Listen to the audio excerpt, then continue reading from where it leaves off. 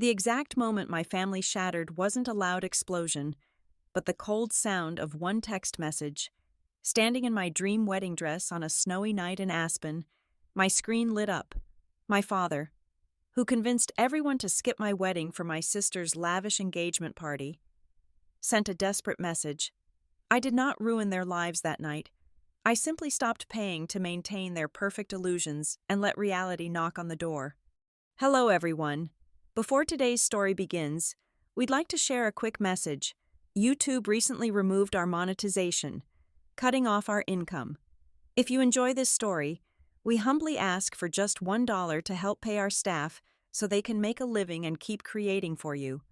Thank you for saving us now. Let's begin the story. I am Alice Schmidt. As a director of risk analysis at Veritas Paradigm Solutions, my entire career is built on identifying catastrophic liabilities before they implode. I evaluate profit margins, calculate deficit probabilities, and build firewalls against ruin. It is a highly rational, bloodless profession where numbers dictate survival.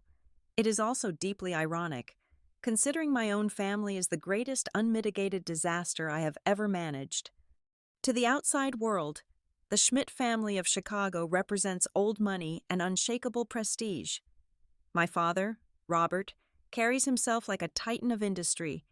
He wears bespoke suits, orders vintage wine he cannot pronounce, and dominates every room with a booming voice that demands immediate respect. My sister, Chloe, is the glittering jewel of his manufactured empire. She is a social media influencer whose life is an endlessly curated feed of luxury vacations, organic silk dresses, and unearned confidence.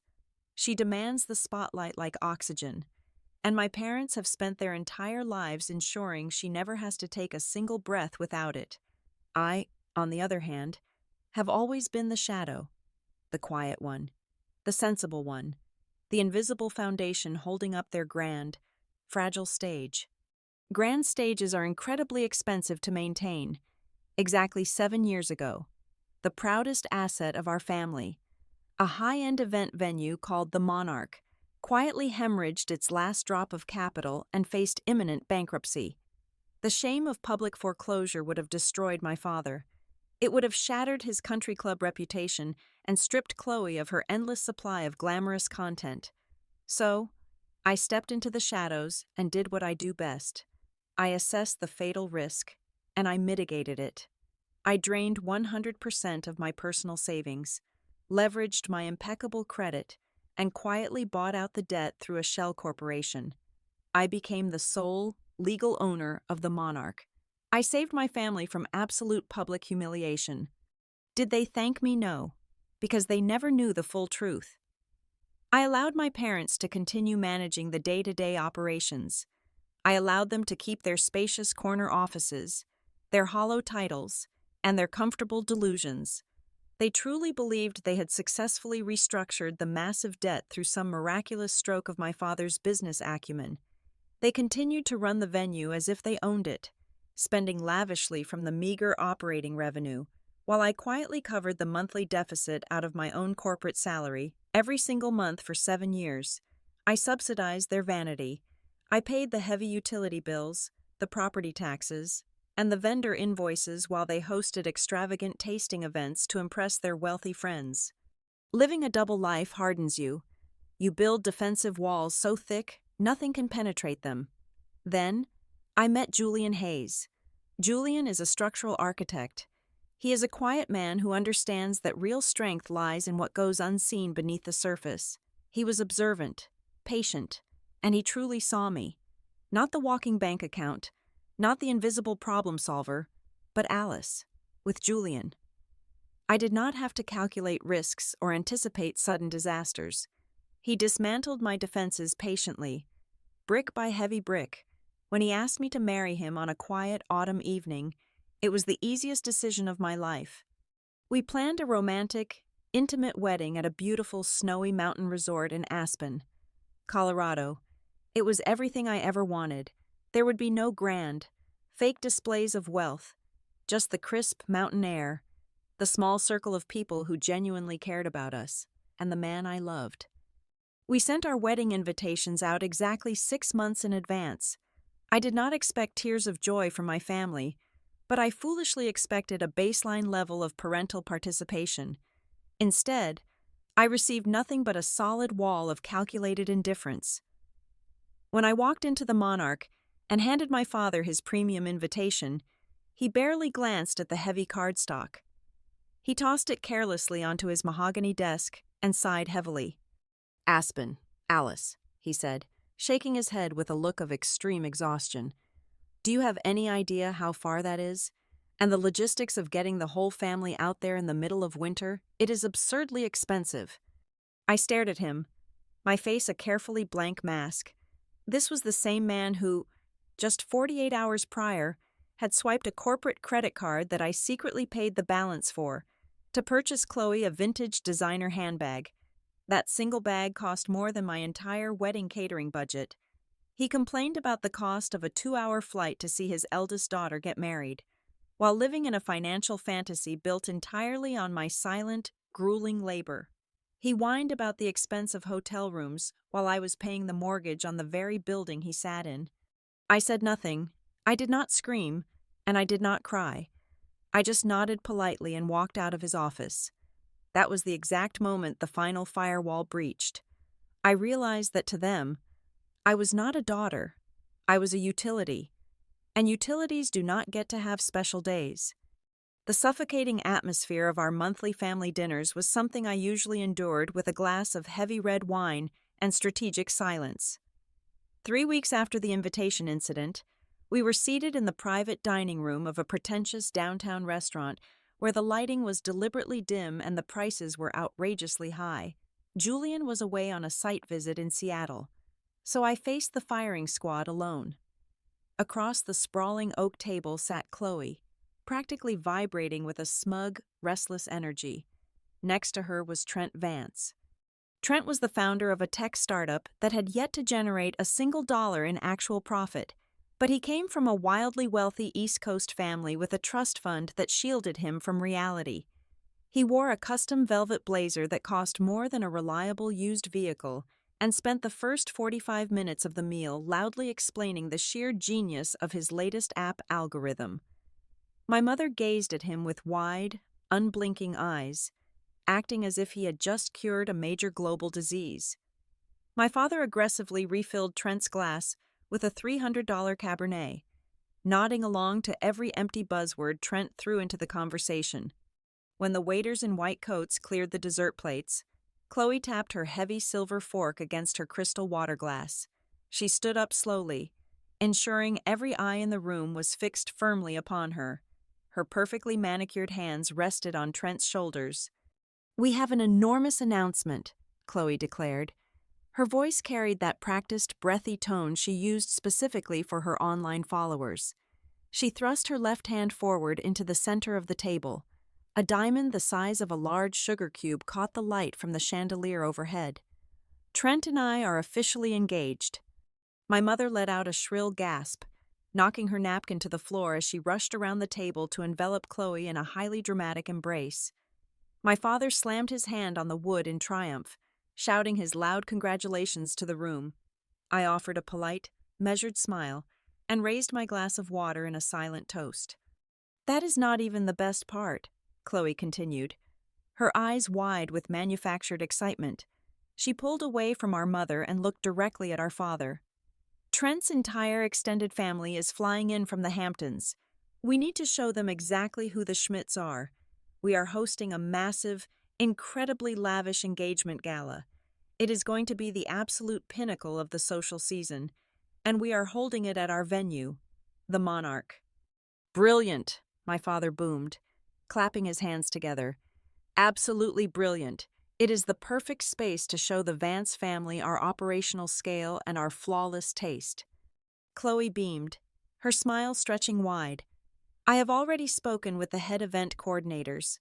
We locked in the date this morning. It is going to be the second Saturday of February." The air in my lungs instantly turned to solid ice. The second Saturday of February.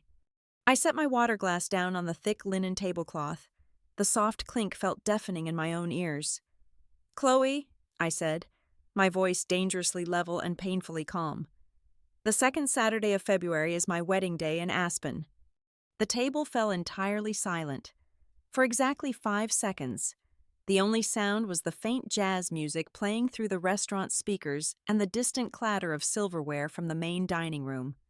Chloe looked at me, then looked down at Trent, and let out a light, utterly dismissive laugh. "Oh, right, Alice. Come on. Your wedding is, what, 50 people in a wooden lodge somewhere out in the mountains. It is so small and so far away, you barely even care about the aesthetics or the guest list. My engagement party needs to be absolutely flawless. We are expecting over 300 high society guests, investors, and media personnel. You cannot possibly expect me to compromise my entire creative vision just because you picked a random weekend to play in the snow." "It is not a random weekend," I replied, staring directly into her perfectly lined eyes, feeling my heart beat with a slow, heavy rhythm. "It is my wedding day, the day I am getting married. The invitations have been sitting on your desk for 3 solid weeks." "Alice, please stop this," my mother interjected, waving her hand in the air as if swatting away a minor, irritating insect. "Do not be difficult tonight of all nights. Chloe is marrying into the Vance family. Do you understand the social and economic implications of this union? We cannot look disorganized or unaccommodating to Trent's parents." I turned my gaze to my father. I waited for the patriarch to step in, to restore some minor semblance of familial sanity, or to at least acknowledge the staggering disrespect unfolding in front of him. Robert cleared his throat loudly, adjusting the knot of his silk tie. He leaned forward, resting his elbows on the table with a deeply condescending expression plastered across his face. "Alice, you need to look at the bigger picture here," he said, deploying the exact patronizing corporate tone he utilized when bullying weaker partners in business negotiations. "You are a pragmatic woman. You work in risk and numbers. You know exactly how the real world operates. Trent's family represents a massive shift in our financial future. Fostering this relationship is absolutely paramount for the family's legacy. Your wedding is lovely, I am sure of it, but it simply does not carry the same strategic weight." He picked up his wine glass, slowly swirling the dark red liquid inside. "You and Julian are sensible people. Just move your date. Push the ceremony to March or April. The mountains will still be there. Or, if you absolutely insist on keeping that specific Saturday, you will just have to accept that your mother and I, and obviously your sister, will not be able to attend. We simply have to be right here in Chicago to oversee the monarch and ensure Chloe's gala is a triumph." "You are asking me to change my wedding day so you can host a party," I said quietly. I did not say the rest of the sentence aloud. I did not scream that they were hosting a party inside a building I owned, using money I provided, to impress people they could not afford to know. Those words remained securely locked behind my teeth. "We are asking you to be a team player for once," my father corrected sharply, his tone hardening. "You have always been the strong one, Alice. You can handle a little schedule adjustment on your own. Chloe needs us here. You do not." I sat back in my chair and looked at the 4 of them. My mother was already ignoring me, fretfully checking her own reflection in her phone screen to see if her makeup had smudged. Chloe was whispering into Trent's ear with a victorious, malicious smirk dancing on her lips. My father was glaring at me from across the table, silently daring me to challenge his absolute authority. They were officially confirming it. They were willingly abandoning my wedding day to celebrate a complete mirage.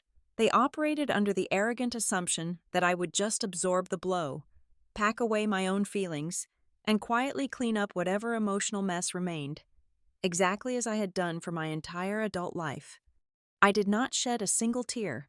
I did not raise my voice, and I did not offer a single additional word of argument. The burning anger that had initially sparked in the center of my chest instantly cooled into something else entirely. It became something heavy, dark, and utterly absolute.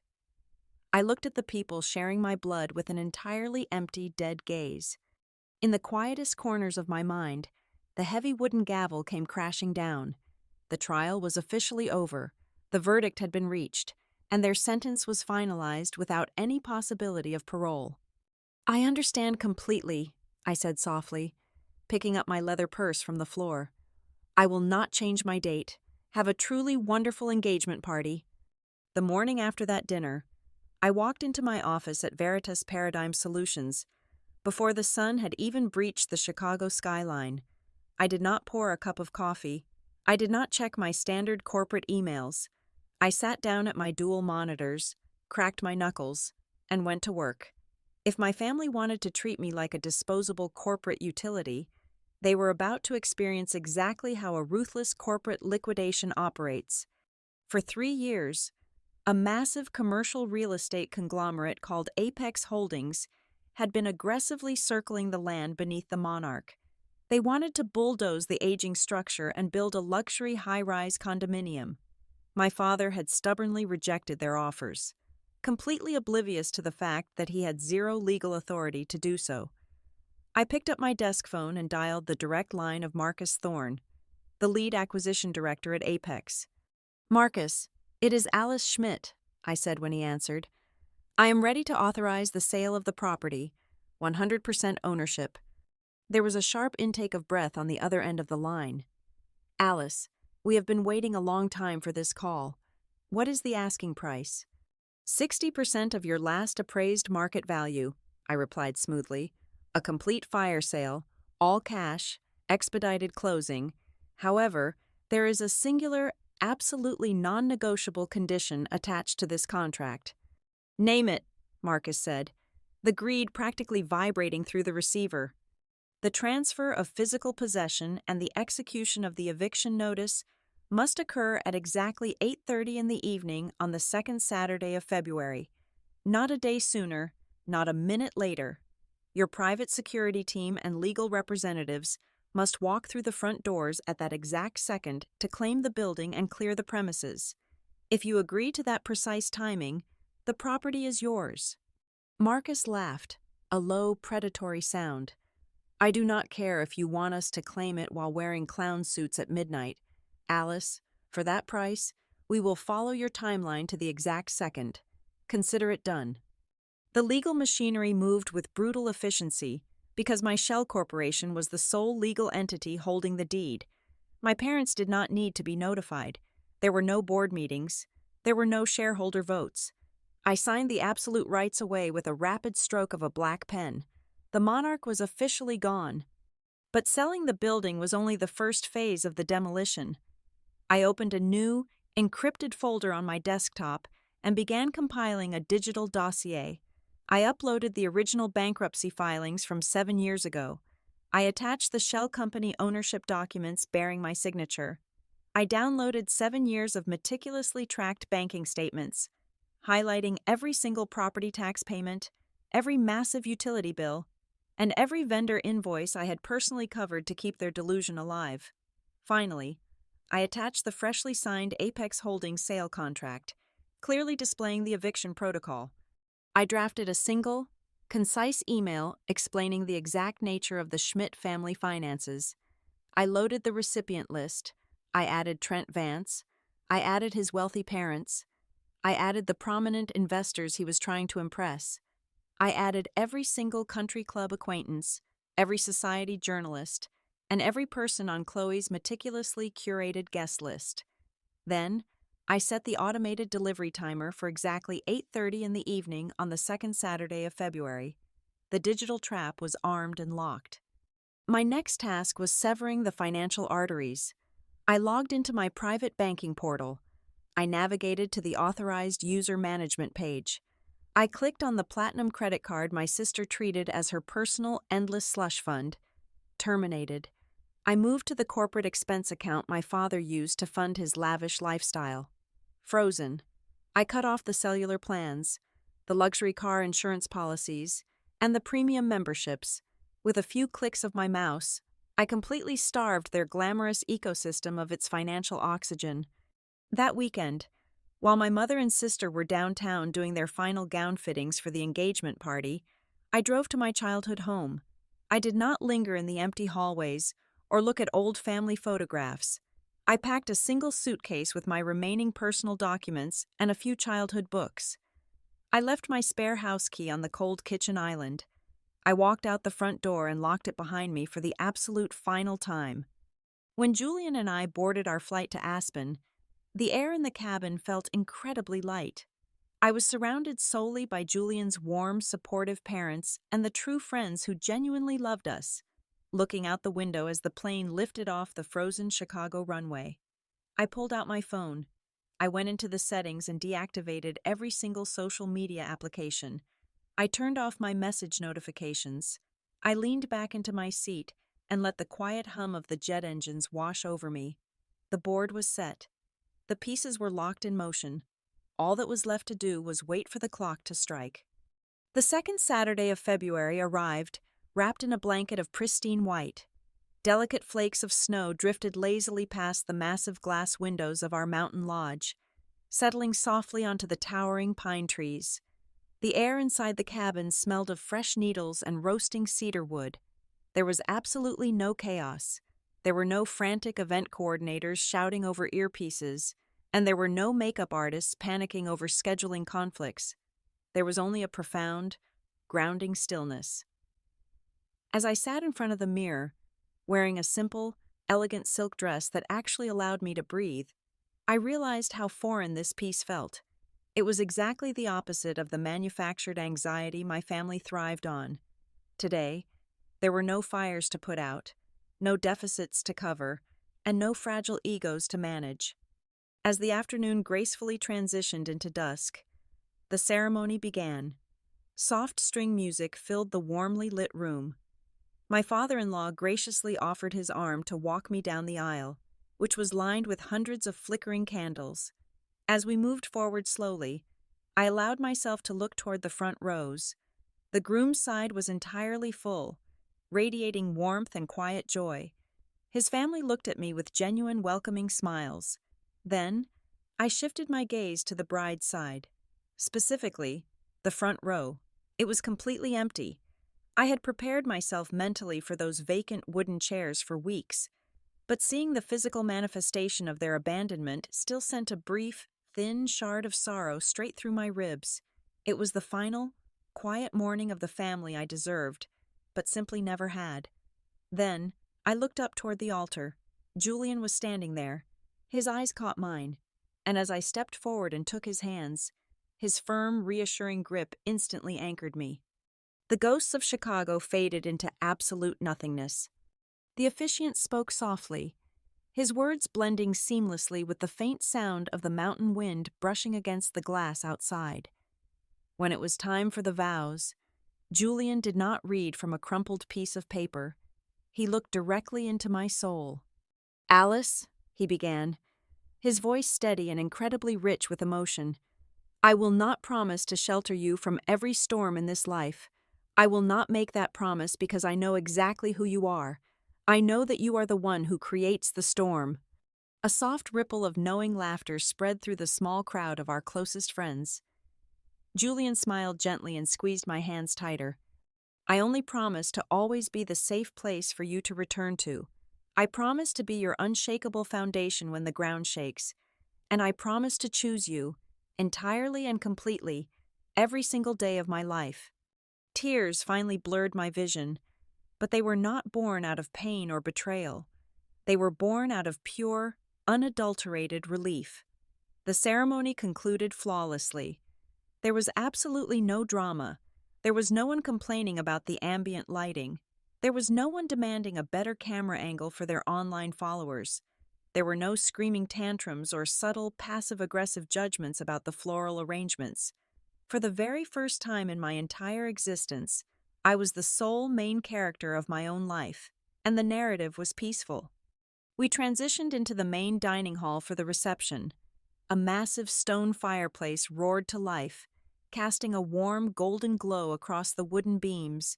A smooth jazz band played softly in the corner, setting a relaxed, joyful tempo. Waiters moved silently among the tables, pouring crisp champagne, and the cheerful clinking of crystal glasses echoed alongside genuine, unrestrained laughter. I danced with my new husband, feeling infinitely lighter than I had in 7 grueling years. We eventually sat down at our sweetheart table, our fingers securely intertwined over the white linen. The room was a perfect sanctuary of love and truth. I glanced up at the large vintage clock mounted on the far timber wall. The minute hand shifted forward with a heavy, satisfying click. It was approaching exactly 8:30 in the evening. Central Standard Time, back in Chicago, under the blinding, artificial lights of the Monarch. My sister was likely raising her glass for a triumphant toast. I leaned my head against Julian's broad shoulder, feeling the steady rhythm of his heart. I took a deep, cleansing breath of the mountain air. I closed my eyes, a genuine, serene smile spreading across my face, and silently counted down the final few seconds of their perfect, expensive lie. Exactly at 8:32 in the evening, the peaceful ambiance of our sweetheart table was violently interrupted. The sleek smartphone resting face down next to my crystal champagne flute began to vibrate wildly against the solid oak wood. It was not a single, polite notification. It was a relentless, chaotic trembling that signaled a total systemic meltdown. I slowly picked up the device and turned the screen toward me. It was an absolute avalanche of digital panic. There were dozens of missed calls from my mother. There were frantic, unintelligible text messages from various extended relatives. Finally, resting at the very top of the notification center, was a single text message from my father. It simply read, "What did you do, Alice?" While I sat in the tranquil warmth of the Aspen Lodge, feeling the steady rhythm of Julian breathing beside me, I knew exactly what was unfolding 1,000 miles away in the freezing heart of Chicago. The detailed reports I received from the legal team the following morning, combined with the chaotic video footage secretly recorded by stunned guests, painted a flawless picture of the destruction I had unleashed. At 8:29 in the evening, the grand ballroom of the Monarch was at the absolute peak of its manufactured glory. The space was dripping in tens of thousands of imported white roses. Waiters in pristine tuxedos circulated through the massive crowd, carrying heavy silver trays loaded with premium caviar and imported vintage champagne. A classical string quartet played softly from the elevated stage. Chloe stood directly in the center of the grand mahogany staircase, wearing a custom designer gown that cost more than my entire first year of college tuition. She held a silver microphone, beaming down at the 300 elite guests, wealthy investors, and influential media figures who had gathered to witness her ascension into the Vance family dynasty. She was raising her glass, her voice echoing perfectly over the premium sound system, preparing to deliver a flawlessly rehearsed toast about love, legacy, and the unshakable prestige of the Schmidt family name. Then, the clock struck 8:30. The heavy, solid brass doors of the main entrance did not simply open, they were forcefully thrown wide open, crashing against the interior walls with a deafening thud. A highly coordinated team of 20 private security contractors, dressed in tactical black uniforms and bright neon utility vests, marched squarely into the grand foyer. They were flanked by Marcus Thorne and a team of 5 corporate lawyers, all carrying thick leather binders containing the absolute transfer of ownership documents. They did not politely wait for my sister to finish her speech. They did not care about ruining the aesthetic of her photographs. A lead security technician marched straight past the stunned greeters, walked directly to the main soundboard, and violently ripped the primary audio cables directly out of their sockets. Chloe's microphone died instantly in a sharp screech of harsh static. Before the crowd could even process the sudden silence, another contractor flipped the master breaker switches. The romantic, dim ambient lighting of the crystal chandeliers was completely extinguished. In its place, the blinding, unforgivingly harsh fluorescent work lights, the ones exclusively reserved for maintenance crews and demolition teams, flooded the entire ballroom. The sudden, aggressive illumination stripped away all the magic of the evening, exposing the dusty corners of the aging hotel. Marcus Thorne stepped onto the bottom step of the grand staircase, standing just a few feet below a completely paralyzed Chloe. He raised a heavy-duty, battery-powered megaphone to his mouth. Attention, everyone, Marcus announced, his amplified voice echoing aggressively off the high ceilings, completely drowning out the initial murmurs of confusion. This property has officially been transferred to Apex Holdings. The transaction closed exactly at 8:30 this evening. This building is no longer a public venue. It is now classified as a closed commercial demolition site. You are all currently trespassing on private corporate property. You have exactly 15 minutes to evacuate the premises before the Chicago Police Department is called to assist with forced physical removal. Gather your personal belongings and move to the nearest exit immediately. A shockwave of pure, unadulterated chaos ripped through the room, but the physical eviction was only the visual half of my trap. Right as the wealthy guests began to shout in indignation, demanding to speak to the manager, the digital bomb detonated. Hundreds of cell phones throughout the ballroom chimed, buzzed, and rang in almost perfect unison. My scheduled email had breached their inboxes. Trent Vance, standing near the front row of the crowd alongside his notoriously strict East Coast parents, pulled his phone from his custom velvet blazer. His father adjusted his reading glasses and opened the message. Around the room, journalists, business partners, and socialites stared intensely at their screens. They read the attached bankruptcy filings. They scrutinized the devastating bank statements showing negative balances and massive unpaid loans. They saw the undeniable, legally binding proof that Robert Schmidt was not a wealthy titan of industry, but a hollow, desperate fraud whose entire existence was secretly subsidized by the very daughter he had abandoned. They realized in real time that Chloe's luxurious, heavily documented lifestyle was nothing but a parasitic feeding tube connected directly to my personal bank account. The glamorous illusion evaporated into thin air. Trent looked up from his glowing screen, his face completely drained of all color. He looked at Chloe, who was now shivering on the staircase, desperately trying to understand why the security guards were aggressively ushering her wealthy friends toward the coat check. Trent did not rush up the stairs to protect his grieving fiancée. Instead, he felt the violent, burning humiliation of being publicly played for an absolute fool. Right there, in the middle of the blinding fluorescent lights, surrounded by his outraged parents and hundreds of evacuating, whispering guests, Trent shouted over the noise. He declared that the engagement was completely over, citing furiously that he refused to legally bind his family to a pathetic group of financial frauds.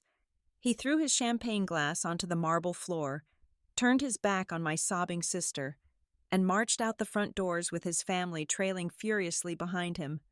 Back in Aspen, my phone vibrated in my hand once again, breaking my mental projection of their disaster. It was an incoming voice call from my father. I took a slow, deep breath of the crisp mountain air. I swiped my finger across the glass screen to accept the connection and brought the speaker to my ear. The background noise transmitting through the tiny speaker was absolute, unmitigated pandemonium. I could clearly hear the harsh, rhythmic blaring of the security evacuation alarms that Marcus had triggered. I could hear the heavy thudding boots of the contractors shouting aggressive orders to clear the hallways. I heard the unmistakable sound of crystal glasses shattering on the floor as people rushed in a panic. Above all of that incredible noise, piercing through the chaos, I could hear the hysterical, hyperventilating shrieks of my sister, crying out desperately for Trent, sobbing uncontrollably as her perfect, expensive world crumbled into ash around her. "Alice!" my father screamed into the receiver. His voice was completely unrecognizable. It was entirely stripped of its usual booming, arrogant authority. It was frantic, high-pitched, and laced with pure, agonizing terror. "Alice, what is happening? There are men here throwing everyone out. They are turning off the power. The Vance family just left in absolute disgust. Trent called off the wedding and my phone is blowing up with emails about the old bankruptcy. Why did you do this? Why did you sell the family's legacy?" I remained perfectly still in my wooden chair. The warmth of the roaring fireplace against my back provided a striking contrast to the absolute, glacial ice flowing through my veins. I did not raise my voice to match his panic. I did not offer a villainous laugh, and I did not gloat. I simply delivered the final, fatal blow with the cold, measured precision of an aspen blizzard. It was not the family's legacy. Dad, I replied, my voice steady, professional, and entirely devoid of any human sympathy. It was my property. You chose to attend a fake party instead of your daughter's real wedding. I simply reclaimed your stage. Before he could utter a single syllable of defense, before he could beg or plead or try to deploy his usual manipulative tactics, I moved the phone away from my face. I pressed the red icon, severing the connection completely. The line went instantly dead. The fallout was not gradual. It was a steep, terrifying cliff. Without the operational revenue of the venue to skim from, and entirely cut off from my silent financial injections, the absolute reality of my parents' situation materialized with brutal speed, exactly 2 months after the disaster in Chicago. The bank foreclosed on my childhood home. They were evicted. There were no secret safety nets left to catch them. For Chloe, the social and digital ruin was far more devastating than the financial one. The viral videos of her screaming under those harsh fluorescent lights, combined with the undeniable public proof of her fraudulent lifestyle, turned her into an instant target of relentless internet mockery. Stripped of her sponsorships and drowning in humiliating comments, she was forced to permanently delete every single one of her social media accounts, effectively erasing the only identity she had ever truly valued. Meanwhile, Julian and I began our new chapter far away from the toxic gravity of the city. We purchased a modest, beautiful wooden home in a quiet, heavily forested suburb. It did not have marble floors or crystal chandeliers, but it had large windows that let in the morning sun and a sprawling garden where we planted vegetables. For the first few months, I would still wake up in a cold sweat, instinctively reaching for my phone to extinguish whatever crisis had surely erupted overnight. But the screen was always dark.